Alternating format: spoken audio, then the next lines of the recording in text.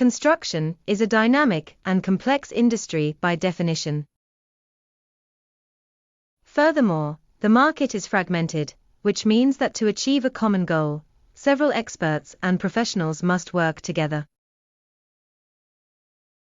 All facets of conceptualizing, developing, managing, organizing, and coordinating project requirements, including those pertaining to budget, time, resources, technology, and techniques, are included in construction operations.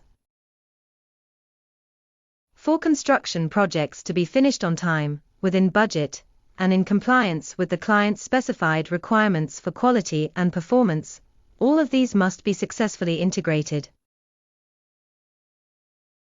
As a result, giving clients value for their money is the sector's main objective. This is done through providing excellent services that are based on the moral standards of the experts. Physical development is only possible through the construction industry, which also generates fixed capital, GDP growth, workforce development, resource employment, and infrastructure provision. Building professionals must, therefore, fulfill their responsibilities in a manner that completely conforms with professional standards and ethics. The main goal of professional ethics is to defend moral standards against useful tasks, which don't necessarily entail technology, transactions, activities, goals, or institutional judgments. Instead, it includes the useful concept of public.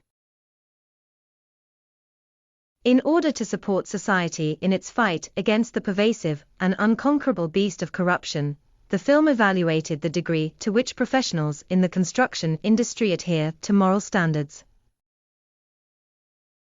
focusing on a few selected professionals involved throughout the life cycle of any project. Typically, construction ethics require two steps: the normative task of developing behavioral guidelines and the operational work of implementing these guidelines for business operations. This is seen as a representation of the normative versus positive mentality. The normative approach is centered on developing models of expected behavior and seeking out examples of behavior that is consistent with the model, that is, behavior that should and does occur in real life.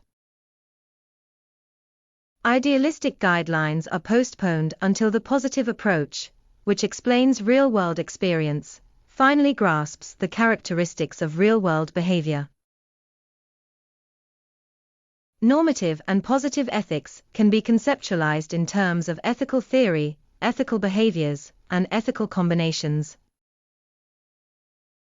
It is commonly known that in practical application, integrating professional values with real-world application can be challenging.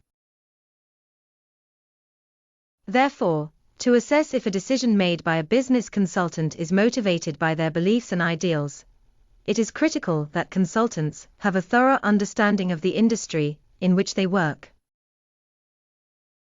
Behavior may or may not follow professional standards. However, when they place someone under duress or present them with favorable circumstances, political and economic factors may take precedence over a person's commitment to moral principles and responsible behavior. We acknowledged and encouraged the tension that exists between theory and practice,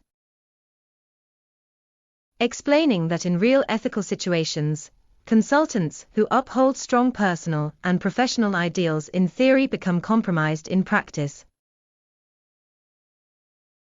Professional ethics are exemplified by codes of practice, which delineate the obligations of practitioners in each sector to uphold ethical standards. Construction industry codes of practice cover a wide range of topics, including credentials, standards of practice, and client services. When carrying out their duties, professionals must strictly adhere to these standards. Construction specialists have faced criticism on several instances about their adherence to ethical standards. To sum up, Consumer Trading Organization Limited will keep hosting new ideas.